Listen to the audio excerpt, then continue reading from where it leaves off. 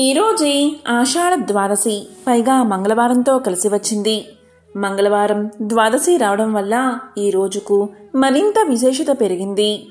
పూర్వకాలంలో కళింగ దేశంలో వెంకటాచారి అని కంసాలి ఉండేవాడు. అతడు పనిలో ఎంతో నైపుణ్యం చెందినవాడిలాగా పేరుగాంచాడు. వెంకటాచారి భార్య సుమతి ఎంతో దైవభక్తురాలు. ఆ దంపతులకు 2 ఆడపిల్లలు, శారద, నీరజ. వారు చక్కగా చదువుకుంటూ తల్లికి చేదోడు వాదోడుగా ఉండేవారు.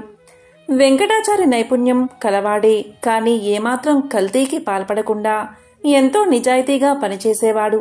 మిగిలిన తోటి కంసాలులు కక్కుర్తుపడి కల్తీ చేసి తక్కువ సొమ్ముకే పనులు ఒప్పుకుని చేసేవారు. దీనివల్ల వెంకటాచారికి ఆదాయం అంత ఎక్కువగా ఉండేది కాదు. ఏదో వచ్చిన సొమ్ముతో కాలం గడుపుతూ ఉండేవాడు. ఇలా రోజులు గడుస్తూ ఉండగా కూతుర్లకి వివాహ వయసు వచ్చింది. నెమ్మదిగా పెద్ద కూతురికి సంబంధాలు వెతకడం మొదలుపెట్టాడు. కాని ఎక్కడా ఏదీ కుదరలేదు. వెంకటాచారి పక్క ఇంట్లో కృష్ణశర్మ అని పురోహిత కుటుంబం ఉంటుంది. కృష్ణశర్మ భార్య రుక్మిణి, సుమతి ఎంతో స్నేహితులుగా ఉండేవారు. కృష్ణశర్మ, రుక్మిణి దంపతులకు పద్మప్రియ అనే కుమార్తె ఉండేది. ఆమె వయసు సుమారు 7 సంవత్సరాలు. ప్రతిరోజు వాకిట్లో పూలు కోసుకుని సుమతికి తెచ్చి ఇచ్చేది. అంతేకాక రోజు 1 గంటైనా వారింట్లో గడిపి వెళ్లేది. వెంకటాచారి పెద్ద కుమార్తె శారద పెళ్లి ఎంతకూ నిశ్చయం కాకపోవడంతో ఆ దంపతులకు ఎంతో బెంగగా ఉండేది. ఒకనాడు కృష్ణశర్మ భార్య రుక్మిణి సుమతితో 1 వారం రోజుల పాటు రుక్మిణి కళ్యాణం పారాయణం చేయమని సలహా ఇచ్చింది. ఈ విధంగానే శారద పారాయణం చేయగాని ఆ మరనాడే మంచి వరునితో వివాహం నిశ్చయమైనది. ఆ వివాహానికి కావలసిన సొమ్ము సేకరించి పెట్టుకోవడం అనే పనిలో పడ్డాడు వెంకటాచారి. ఇన్నేళ్లుగా కంసాలి వృత్తి చేస్తూ ఉన్నా కూడా కూతుళ్లకు కనీసం బంగారు గాజులు కూడా చేయించలేకపోయానే అని బాధపడ్డాడు. సుమతి రోజు ఉదయాన్నే పూజ చేసేటప్పుడు శ్రీ మహాలక్ష్మీదేవిని అనేక స్తోత్రాలతో పూజించేది.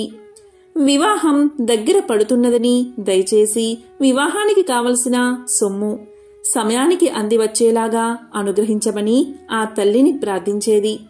రోజులు ఇలా గడుస్తూ ఉండగా ఒకనాడు పద్మప్రియ రోజూలాగా పూలు తీసుకుని ఉదయం పూజా సమయానికి రాలేదు. రోజూ తప్పకుండా వచ్చే పిల్ల ఈరోజు ఇంకా రాలేదేమిటబ్బా అని సుమతి ఆలోచిస్తూ ఉండగా గుమ్మంలో గజ్జెల చప్పుడు అయినది. పద్మప్రియ చెంగుచెంగున లోపలికి వచ్చింది. పూలు తీసుకురావడానికి ఆలస్యమైందని చెప్తూ పూలు తీసి సుమతి చేతిలో పెట్టింది. ఆ రోజు పద్మప్రియ రోజు కంటే అందంగా ఎంతో తేజస్సుతో కనిపించింది.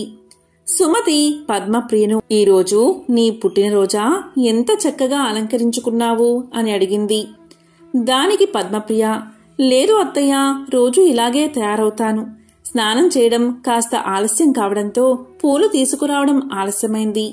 అది సరే కాని ఈ జత బంగారు గాజులు అమ్మ నీకు చూపించమని చెప్పింది. కొత్తగా కొనుక్కుందట, నిన్ను చూడమని పంపింది అని పలికింది పద్మప్రియ.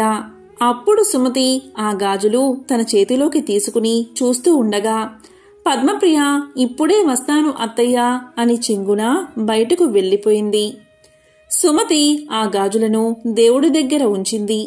కాసేపైన తర్వాత పద్మప్రియ రాగానే ఇచ్చేద్దామని అనుకున్నది. వంటింట్లోకి నైవేద్యం తీసుకురావడానికి వెళ్లి పాయసం పూర్తి కాగానే తీసుకువచ్చి పూజా గదిలో కూర్చుంది సుమతి. ఎదురుగా చూస్తే 2 జతల బంగారు గాజులు కనబడ్డాయి. ఇదేమిటి, ఇదెక్కడ్నుంచి వచ్చింది? తాను ఇక్కడ పెట్టింది 1 జతే కదా? లేదా నేను పరధ్యానంలో ఉండి గమనించలేదా? పద్మప్రియ నా చేతికి 2 జతలు ఇచ్చిందా అని తలుస్తూ పూజ పూర్తి చేసి దేవుడికి నైవేద్యం పెట్టింది సుమతి. ఆ 2 జత గాజులను తీసుకుని రుక్మిణికి ఇవ్వాలని వారి ఇంటికి వెళ్ళింది. ఆమెను చూసి ఏమిటి వదినా, చేతిలో ఆ బంగారు గాజులు ఎక్కడివి? పిల్లలిద్దరికీ చేయించావా అని అడిగింది రుక్మిణి. ఇది విన్న సుమతి నోట మాట రాలేదు. అదేమిటి వదినా, ఇందాక పద్మప్రియ వచ్చి ఇచ్చింది కదా, నీవు కొనుక్కున్నావని నాకు చూపించమని చెప్పింది అని సుమతి పలకగా అప్పుడు రుక్మిణి అదేమిటి వదినా, పద్మప్రియ మీ ఇంటికి రావడమేమిటి? నిన్నట్నుంచి పిల్లకు ఒక్కటే జ్వరం, మంచం దిగనేలేదు, ఎక్కడికి వెళ్ళలేదు. అస్సలు ఆమె మీ ఇంటికి రానప్పుడు ఈ గాజులు ఎలా తెస్తుంది? అయినా నేను ఈ మధ్య అస్సలు గాజులు కొనుక్కోనేలేదు అని పలికింది రుక్మిణి. ఇది విన్న సుమతికి ఎంతో ఆశ్చర్యం కలిగింది. మరి ఇందాక వచ్చిందెవరు, ఆ గాజులు ఇచ్చింది ఎవరు అని ఆలోచిస్తూ ఉండగా ఆ వచ్చింది సాక్షాత్తు శ్రీ మహాలక్ష్మీదేవే అని తోచింది. ఈ విషయంతో వారిద్దరూ ఎంతో ఆశ్చర్యపోయారు. అలాగే ఎంతో ఆనందపడ్డారు. జరిగిన విషయమంతా వారి భర్తలకు చెప్పారు. ఇక వెంకటాచారి దంపతుల సంతోషానికి అవధుల్లేవు. వచ్చింది సాక్షాత్తు శ్రీ మహాలక్ష్మీదేవి అని గుర్తించారు. తమను అనుగ్రహించిన ఆ జగన్మాతను ఎన్నో విధాలా స్తుతించారు. తమ కుమార్తెలకు సాక్షాత్తు ఆ శ్రీ మహాలక్ష్మీదేవి బంగారు గాజులు అనుగ్రహించిందని ఎంతో ఆనందపడ్డారు. ఇద్దరూ పూజాగదిలో నుంచుని ఆ జగన్మాతను స్మరిస్తూ ఇలా అన్నారు. జగజ్జనని అమ్మా లక్ష్మీదేవి, దారిద్ర్య దుఃఖాన్ని, పాప అంధకారాలను తొలగించే మూర్తివి, బాధలన్నిటినీ నశింపచేసే కరుణా కటాక్షాలు గల తల్లివి. నీ కడగంటి చూపులతో నీ కరుణామృతాన్ని మాపై కురిపించు తల్లి. నీవు సర్వమంగళ ప్రదాయనివి. సకల చరాచర జగత్తుయందు నీవే వ్యాపించి ఉన్నావు. నీవే మాకు ఇలవేల్పు. నీకివే మా ప్రణామాలు. నిన్ను నమ్మిన వారికి సర్వశుభాలు అనుగ్రహించే లోక పావనివి. నీకివే మా నమస్కారాలు అని పరిపరి విధాలా ప్రార్థించారు. లక్ష్మీదేవి తమకు సహాయం చేసినందుకు ఎంతగానో సంతోషించారు. పూర్వకాలంలో కుండినము అనే పట్టణం సింధు దేశంలో ఉండేది. ఆ పట్టణంలో కౌండిన్య నామంతో ఒక బ్రాహ్మణుడు ఉండేవాడు. అతని భార్య పేరు గుణశీల. ఆమె వివాహం జరిగిన దగ్గర నుంచి ఎప్పుడు చూసినా ఏడుస్తూనే ఉండేది. ఆ బ్రాహ్మణ జంటకు కొడుకులు, కూతుళ్ళు, కోడళ్ళు, అల్లుళ్ళు ఉన్నారు. ఆమెకు సకల భోగభాగ్యాలు ఉన్నా కాని ఎప్పుడూ కూడా ఎందుకు ఏడుస్తుందో ఎవరికి అర్థం అయ్యేది కాదు. ఈమె ఏడుపు విని చుట్టుపక్కల వాళ్ళంతా ఎందుకు ఈమె ఇలా ఏడుస్తుంది, ఈమె అరుపులు వింటుంటే దరిద్రానికి సంకేతంగా అనిపిస్తుంది అని తిట్టుకునేవారు. ఈమె ఏడవడానికి ఏదో ఒక వంక చూసుకునేది. పిల్లి చచ్చినా, ఇంట్లో బల్లి చచ్చినా, వీధిలో కుక్క చచ్చినా దాన్ని ఒడిలో పెట్టుకుని ఏడుస్తూనే ఉండేది. కాని విధి మాత్రం ఈమెకు అనుకూలంగా లేదు. ఇలా ఒకరోజు ఇంట్లో పిల్లి చనిపోతే దాన్ని ఒడిలో పెట్టుకుని ఏడుస్తూ కూర్చుంది. ఆమె ఎప్పుడైతే దాన్ని ఒడిలో పెట్టుకుని ఏడుస్తూ ఉందో వెంటనే ఆ పిల్లి చచ్చింది కాస్త బతికిలేచి వెళ్లిపోయింది. మరలా తెల్లవారేసరికి ఇంట్లో ఒక బల్లి చనిపోయింది. దాన్ని కూడా ఒడిలో పెట్టుకుని ఏడుస్తూ ఉంది. అక్కడ కూడా ఆశ్చర్యం జరిగింది. ఆమె ఒడిలో పెట్టుకుని ఏడవడం మొదలు పెట్టగానే ఆ బల్లికి తిరిగి ప్రాణం వచ్చి వెంటనే వెళ్లిపోయింది. ఆమె జరిగిందంతా చూసి ఏడవడానికి కారణం లేకపోయిందే అని ఇంకా ఏడవడం మొదలు పెట్టింది. ఇలా ఉండగా ఒకరోజు వీధిలో ఒక కుక్క చనిపోయింది. దాని దగ్గరకు వెళ్లి ఒడిలో కుక్కను పెట్టుకుని ఏడుస్తూ ఉంది. ఆమె అలా ఒడిలో పెట్టుకుని ఏడవడం మొదలు పెట్టగానే ఒక్క దెబ్బకు ఆ కుక్క బతికి పరుగు పెట్టింది. అది చూసి, దేవుడా, నాకు మనస్ఫూర్తిగా ఏడ్చే స్వతంత్రం కూడా లేకుండా చేస్తున్నావు అని బోరున ఏడవడం మొదలుపెట్టింది. ఇదంతా చూసిన జనానికి ఇదేదో వింతగా అనిపించింది.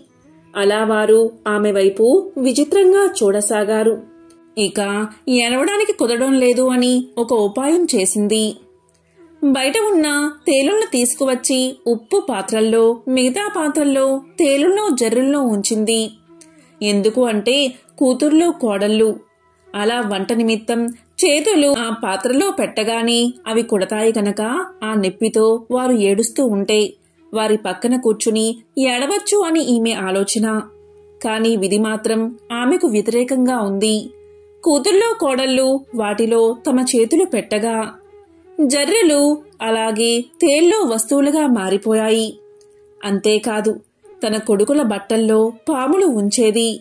అలా పాములు కరిస్తే కొడుకులు చచ్చిపోతే ఏడవచ్చు అని ఈమె ఆలోచన. కాని విధి మాత్రం వేరేగా ఆలోచన చేసింది. ఆ పాములు కాస్త బంగారు మొలతాలలా అయిపోయాయి. ఇక కొడుకులు బట్టల్లో చెయ్యిలు పెట్టగానే బంగారు మొలతాళ్ళు వాడి చేతికి అందాయి. వెంటనే కొడుకులు, అమ్మా, బట్టల్లో బంగారు మొలతాడు ఎందుకు ఉంచావమ్మా అని అడగ్గాని దానికి ఆమె, నాయనా, వాటిని తీసి జాగ్రత్తగా దాచుకోండి అని పలికేది. అలా ఆమె ఏమి చేసినా ఏడవడానికి అవకాశం దొరకకపోవడం వల్ల ఆమె అడవికి పోయి అక్కడ కూర్చుని ఏడవడం మొదలుపెట్టింది.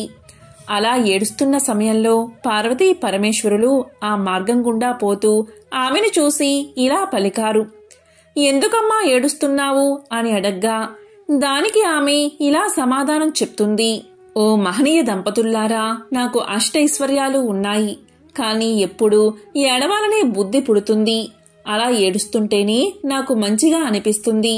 దానికి కారణం మీరే చెప్పాలి అని బ్రతిమాలుతుంది. అప్పుడు పార్వతీదేవి మొత్తం తెలుసుకుని ఇలా అంటుంది.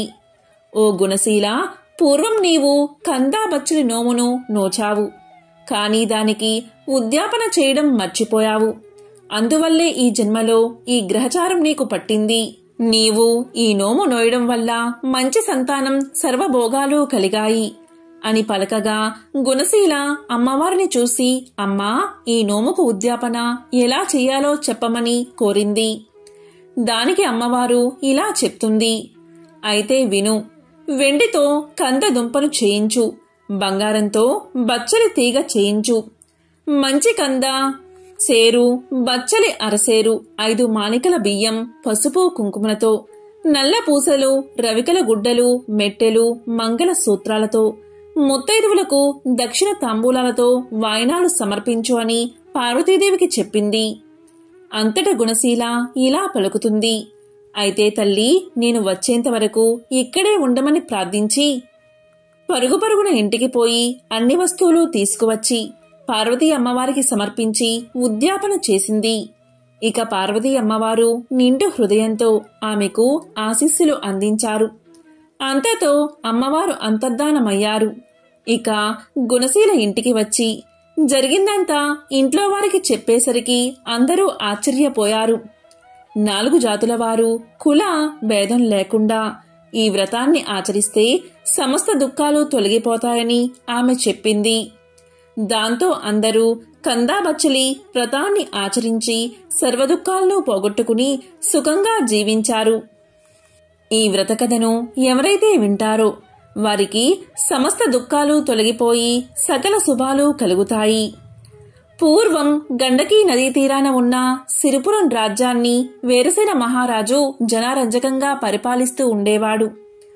పాడి పంటలతో సుఖ సంతోషాలతో ప్రజలు ఆనందంగా జీవిస్తూ ఉండేవారు. ఈ వీరసేన మహారాజుకు వేట అంటే మిక్కిలి మక్కువ. అతను ఒకసారి గండకీ నదీ తీరాన్ని ఆనుకుని ఉన్న అడవిలోకి బయలుదేరాడు. చాలాసేపు క్రూర జంతువుల్ని వేటాడాడు. దాంతో రాజు రెట్టించిన ఉత్సాహంతో బాగా దట్టమైన అడవిలోకి వెళ్లిపోయి దారిని తప్పాడు. వెనుక ఉన్న సైన్యాలు రాజుని అందుకోలేక వెనుక పడ్డారు.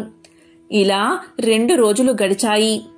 రాజు జాడ కోసం సైన్యాలు 4 భాగాలుగా విడిపోయి 4 దిక్కులా గాలించి అతి కష్టం మీద 3వ రోజున రాజు జాడ కనుక్కుని అందరూ ఒక చోటకు చేరుకున్నారు. గుర్రం మీద 3 రోజులు ఒంటరిగా ప్రయాణించిన రాజు బాగా అలసిపోయి నిస్సత్తువుగా ఉండిపోయాడు. వెంట తెచ్చుకున్న ఆహార పదార్థాలు నీళ్లు ఖర్చయిపోవడంతో సైనికులు కూడా అలసిపోయి ఆకలితో ఉన్నారు. చాలాసేపు గాలింపు తర్వాత వాళ్లకి ఒక చిన్న పంట పొలం కనిపించింది.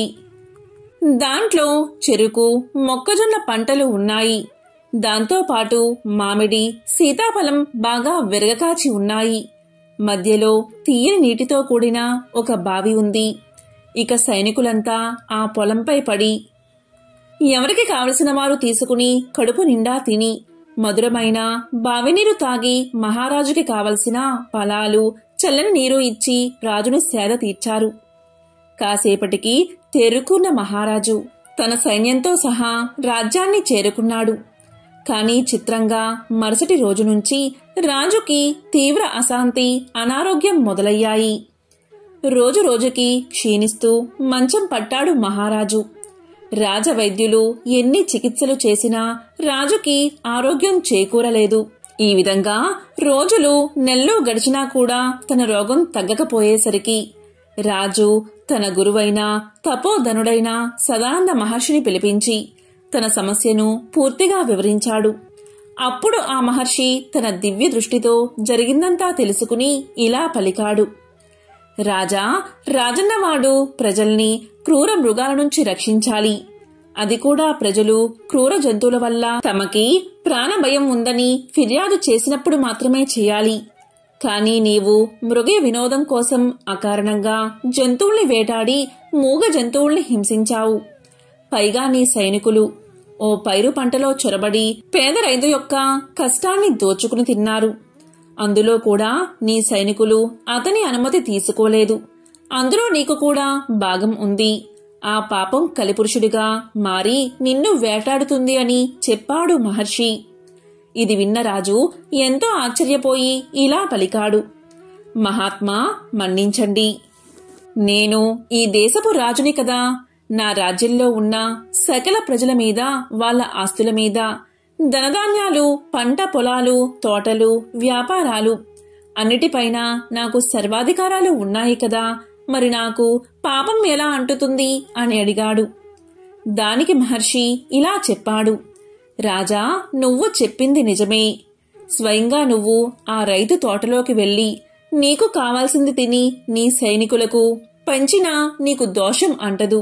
లేదా నీ ఆజ్ఞపైన నీ సైనికులు ఆ తోటలోంచి పళ్ళు నీరు నీకు తీసుకువచ్చినా నీకు దోషం అంటదు. ఇక్కడే నువ్వు ధర్మదేవతని సరిగ్గా అర్థం చేసుకోవాలి. పై రెండు విషయాలు జరిగి ఉంటే నీకు దోషం అంటేదే కాదు. కానీ నీ సైనికుల అనాలోచిత చర్య వల్ల తాత్కాలికంగా నీకు ఉపశమనం లభించింది. కానీ ఆ దోష ఫలితాన్ని నువ్వు అనుభవించాల్సి వచ్చింది అని చెప్పాడు మహర్షి. ఇక రాజు సుదీర్ఘంగా ఆలోచించి, మహాత్మా, దీనికి పరిహారాన్ని, ప్రాయశ్చిత్తాన్ని చెప్పండని కోరాడు. ఇక మహర్షిని చూసిన మహారాజు అప్పటికప్పుడు ఆ పంట పొలం రైతును పిలిపించాడు. ఆ రైతు పేద యువకుడైన ముకుందుడు. చక్కనైన రూపం కలవాడు. కాయకష్టం చేసుకుని తనకున్న చిన్న పొలంలో రకరకాల పళ్ళు, ఫలాలు పండిస్తూ వృద్ధులైన తన తల్లిదండ్రులను పోషించుకుంటూ ఉన్నాడు. రాజు యొక్క సైన్యం తన పంటని మొత్తం కాజేయడంతో గత నెల రోజులుగా తల్లిదండ్రులకు సరైన తిండి కూడా పెట్టలేక చాలా దీనస్థితిలో ఉన్నాడు. ఇక రాజు అతనికి క్షమాపణ చెప్పి తన తప్పుకి పరిహారంగా 1000 బంగారు నాణాలు బహుకరించాడు. అప్పుడు పేద రైతు మహా ఆనందపడి ఇలా పలికాడు. రాజా, ఈ బహుమానంతో జీవితాంతం నా తల్లిదండ్రులకి అస్సలు ఏ లోటు లేకుండా ప్రేమగా పోషించుకుంటాను అంటూ రాజుకి కృతజ్ఞతలు చెప్పి అక్కడి నుంచి వెళ్లిపోయాడు. ఆ విధంగా ఆ రైతు వెళ్లిపోయాక రాజు మహర్షి వైపు తిరిగి, మహాత్మా, ఇక నా పాపం పోయినట్లేనా అని అడిగాడు. దానికి మహర్షి ఇలా అన్నాడు. రాజు రాజైన వాడు ఎప్పటికప్పుడు ధర్మశాస్త్రాలు, నీతి శాస్త్రాలను క్షుణ్ణంగా అధ్యయనం చెయ్యాలి. లేదా ఎవరి దగ్గర నుంచైనా తెలుసుకుంటూ ఉండాలి. ప్రస్తుతానికి నీ పాపం తొలగిపోయింది, కాని ఇంకా మిగిలే ఉంది అన్నాడు మహర్షి. అప్పుడు రాజు మళ్లీ నమస్కారం చేసి, మహాత్మా, మరి పరిహారం చెప్పండి అని కోరాడు. మహర్షి రాజు వంక చూశాడు. అప్పుడు వెంటనే రాజు సదాచార భక్తులైన పండితుల్ని, బ్రాహ్మణోత్తముల్ని మహారాజు సభకు ఆహ్వానించాడు. కొన్ని వందల మంది తరలి వచ్చారు. రాజు వాళ్లకి జరిగిందంతా వివరించి నెల రోజుల పాటు రైతు కుటుంబాన్ని ఆకలి బాధకి గురిచేసిన పాపం పోగొట్టుకోవడానికి గాను 10,000 బంగారు నాణాలను దానంగా ఇవ్వడానికి సిద్ధపడ్డాడు. కాని ఆ దానం స్వీకరించడానికి ఎవరూ ముందుకు రాలేదు. ఎందుకంటే వాళ్ళు పండితోత్తములు. అలా చేయడం వల్ల ఆ పాపం తాము స్వీకరించినట్లు అవుతుందని వాళ్లకు తెలుసు.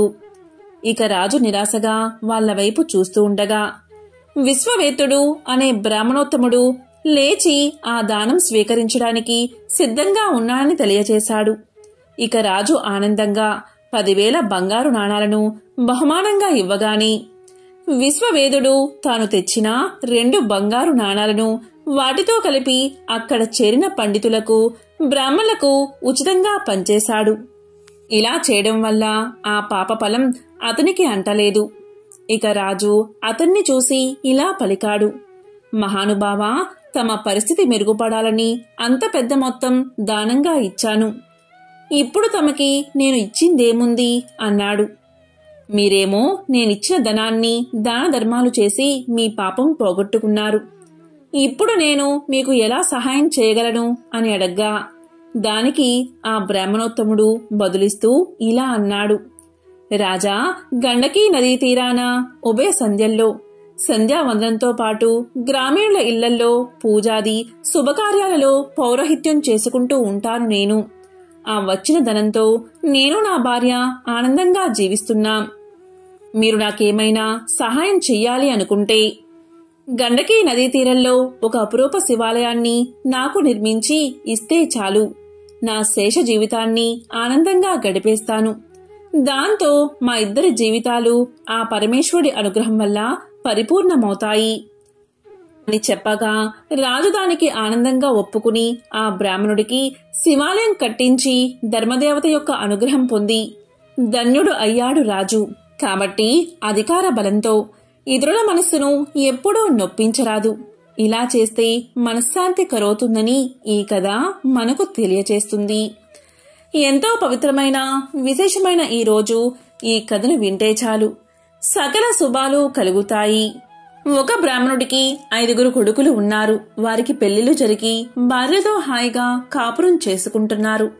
వారిలో 5వ కోడలు కరుళ్ళ గౌరీనోము పట్టింది. ఆమె సూర్యుణ్ణి ఆరాధిస్తూ అత్త సొమ్ము అక్కర్లేదు, మామ సొమ్ము అక్కర్లేదు, పుత్రి సొమ్మొద్దు, పురుషుని సొమ్ము అసలే వద్దు, నా సొమ్ము నాకిమ్ము అని పలికేది. రోజు ఈ విధంగా అండం విన్న అత్తా మామలు, బావా మరదళ్ళు, తోడి కోడళ్ళు భర్తకు ఆమెపై కోపం వచ్చింది. అందరూ కలిసి ఒకరోజు ఆమె నిద్రపోతూ ఉండగా మంచంతో సహా ఆమెను అడవిలో విడిచి వచ్చారు. ఆమె నిద్ర లేచింది. భయపడక ఆమె అక్కడే స్నానం చేసి సూర్యదేవుణ్ణి ప్రార్థిస్తూ ఉండగా దోసిట రత్నాలు పడ్డాయి. వాటితో పసుపు, కుంకుమ, కొంచెం ఉప్పు, మిరపకాయలు, బియ్యము కొని ఒక ముసలవాని సహాయంతో ఆ సమీప గ్రామాన చిన్న ఇంటిలో ఉన్నది. ఎప్పుడైతే ఈమెను ఇలా చేశారో వారికి దరిద్రం పట్టి పల్లె పల్లెకు తిరుగుతూ అడుక్కుంటూ జీవితం గడపడం మొదలుపెట్టారు. అలా ఊరు తిరుగుతూ ఉండగా ఒక దగ్గర సూర్య నమస్కారం చేస్తున్న ఈమెను చూశారు. మన అమ్మాయి కూడా ఇలాగే సూర్య నమస్కారం చేసేది అని వారిలో వారు అనుకున్నారు. సూర్యుడి కరుణ వల్ల అక్కడ మేడలు, మిద్దెలు, ఇల్లు, వాకిళ్ళు, తోటలు, దొడ్లు విపరీతంగా కొన్నది ఆమె. నిత్యాన్నదానం చేసేది. ఒకరోజు అత్తామామలు వచ్చి అన్నం పెట్టమన్నారు. నా అత్తామామ మీలాగే ఉండేవారని వారిని చూసి పలికింది. ఇంతలో భర్త వచ్చాడు. ముగ్గురకు తలంటు పోసి కొత్త బట్టలు కట్టబెట్టింది. వారితో కరుళ్ళు కొత్తవి కంచంలో పెట్టి కరుళ్ళ గౌరీనోము నోయించింది.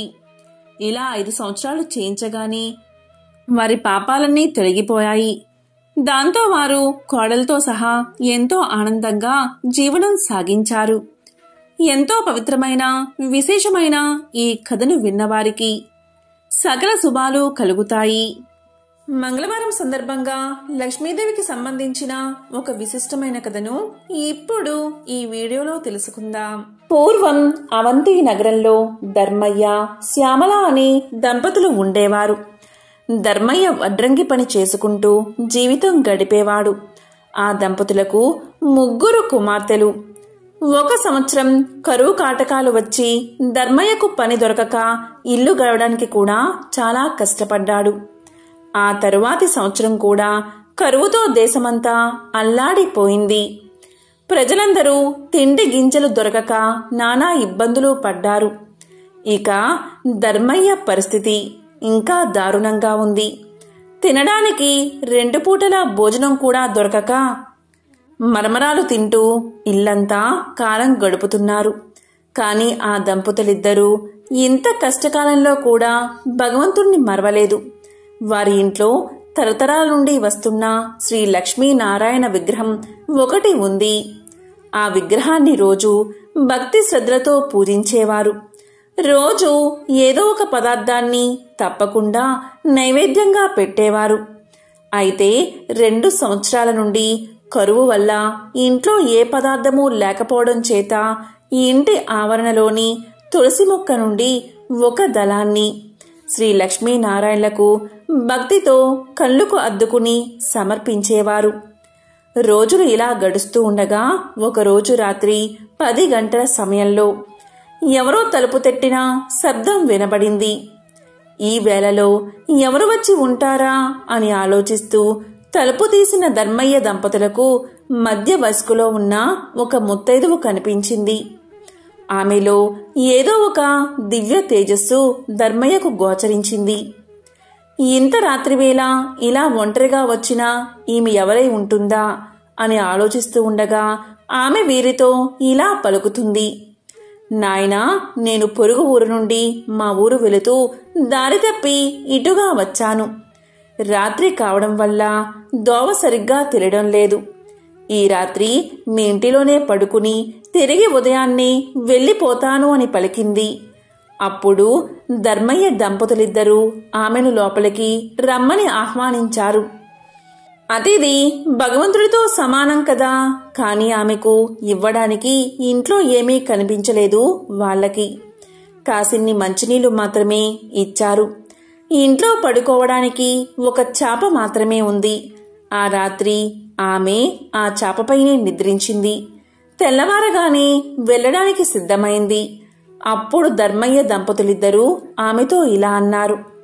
తల్లి, నీవు తేజస్సుతో సాక్షాత్తు జగన్మాత అయిన శ్రీ మహాలక్ష్మిగా ఉన్నావు.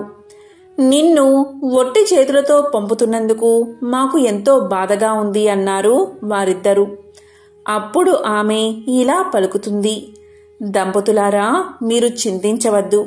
మీ ఇంట్లో ఉండడానికి ఒప్పుకున్నారు, అదే చాలు అంది. అప్పుడు శ్యామలమ్మ ఆమెకు బొట్టు పెట్టి పంపించింది.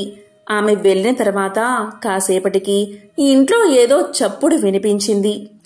ఏమిటా అది అని ఇల్లంతా చూడగా శ్రీ లక్ష్మీనారాయణ విగ్రహం వద్ద నుండి శబ్దం వస్తున్నట్టుగా వారు గమనించారు. అక్కడ కొన్ని బంగారు నాణాలు పడి ఉన్నాయి. అప్పుడు ఆ దంపతులకు జరిగిందంతా అర్థమైంది. రాత్రి తమ ఇంటికి వచ్చింది మరెవరో కాదు, సాక్షాత్తు జగన్మాత శ్రీ మహాలక్ష్మి. ఆ తల్లికి తామేమీ ఇవ్వలేకపోయామే, చెయ్యలేకపోయామే, కనీసం తగిన వసతి కూడా కల్పించలేకపోయామే అని ఎంతో బాధపడ్డారు. ఆ తల్లిని అనేక విధాలుగా స్తుతించారు. శ్రీ మహాలక్ష్మీదేవి అనుగ్రహం వల్ల కలిగిన ధనంతో పిల్లల పెళ్లిళ్లు ఘనంగా జరిపించారు. జీవించినంతకాలం సుఖంగా జీవించి ఎన్నో సత్కార్యాలు చేసి చివరకు ముక్తిని పొందారు. దీపం లక్ష్మీ స్వరూపం. ధర్మయ్య దంపతులు రోజు శ్రీ లక్ష్మీనారాయణ విగ్రహం వద్ద దీపం వెలిగించేవారు. ఎంతటి కష్ట సమయంలో అయినా దీపారాధన మాత్రం మానలేదు. అందువల్ల శ్రీ మహాలక్ష్మీదేవి ఎంతో సంతోషించి వారిని అనుగ్రహించింది. దీపం జ్ఞాన స్వరూపం, దీపం ఐశ్వర్య స్వరూపం. దీపం ఉన్న చోట శ్రీ మహాలక్ష్మి చిరునవ్వుతో ఉంటుంది. ఎవరైతే నిత్యం దీపారాధన చేస్తారో వారు సిరి సంపదలతో తులతూగుతారు. వారికి దేనికి లోటు ఉండదు. ధనధాన్యాలు సమృద్ధిగా ఉంటాయి. ఆ తల్లి అనుగ్రహం ఉన్నవారికి సర్వ సౌభాగ్యాలు లభిస్తాయి.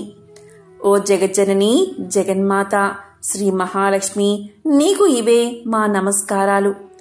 మంగళప్రదాయిని నీవు, నీకే ఇవి మా ప్రణామాలు. లోకేశ్వరి, నీకు ఇవే మా నమస్కారాలు. భక్తుల కోరికలు తీర్చే కల్పవల్లివి నీవు. నీ కటాక్షం ఉన్నవారికి సర్వ సౌభాగ్యాలు చేకూరతాయి. దేనికి లోటు లేకుండా జీవితమంతా ఆనందంగా గడుస్తుంది. శ్రీ మహాలక్ష్మి కటాక్షం లేనివారు బానిసత్వం, దారిద్ర్యం, అప్పులు, భార్యావియోగం, అనారోగ్యం ఇలాంటి అనేక కష్టాల పాలవుతారు. సర్వమంగళ ప్రదాయిని అయిన జగన్మాత ఆరాధించిన వారికి దేవిని దాసదాసీ జనం, పుత్రులు, మిత్రులు, బంధువులు, ఆరోగ్యం, ధనం, ధాన్యం, వాహనమని అష్టైశ్వర్యాలు లభిస్తాయి. శ్రీ లక్ష్మీనారాయణను ఎవరైతే ఎప్పుడూ మనసులో ప్రార్థిస్తూ ఉంటారో వారికి సర్వ సౌభాగ్యాలు కలుగుతాయి. వారికి ఎటువంటి పరిస్థితుల్లో కూడా ఆపద దరిచేరదు. శ్రీ లక్ష్మీనారాయణులు అన్యోన్యమైన జంట. మత్స్య అవతారంలో శ్రీ లక్ష్మిగాను, కూర్మావతారంలో కూర్మావతిగాను, నరసింహ అవతారంలో శ్రీ మహాలక్ష్మిగాను, వరహ అవతారంలో భూలక్ష్మిగాను, శ్రీరామావతారంలో సీతగాను, శ్రీకృష్ణావతారంలో రుక్మిణిగాను ఆ మహాలక్ష్మి తన పెర్మిటి అయిన శ్రీమన్నారాయణుడితో కలిసి అవతరించింది. ఎంతో పవిత్రమైన విశేషమైన ఈ రోజు ఈ కథలను విన్నా, చదివినా, చెప్పినా, వినిపించినా అష్టదరిద్రాలు తొలగి అష్టైశ్వర్యాలు కలుగుతాయి. లక్ష్మీనారాయణల కటాక్షం మీకు కలుగుతుంది. ఓం నమో నారాయణాయ. ఓం శ్రీ మహాలక్ష్మియే నమః. ఓం శ్రీ మాత్రే నమః. ఓం నమః శివాయ.